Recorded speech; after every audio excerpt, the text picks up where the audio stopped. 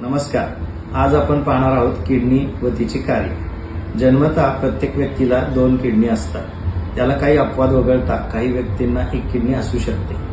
Kidney ही आपल्या पाठीकडील भागामध्ये, ज्याला आम्ही फ्लँक म्हणतो, तिथे स्थित असते. किडनी ही साधारण 10 ते 12 सेंटीमीटर लांब, 3 ते 5 सेंटीमीटर रुंद व 2 ते 3 सेंटीमीटर जाड असते. किडनीचे साधारण वजन 100 ते 150 ग्रॅम असते.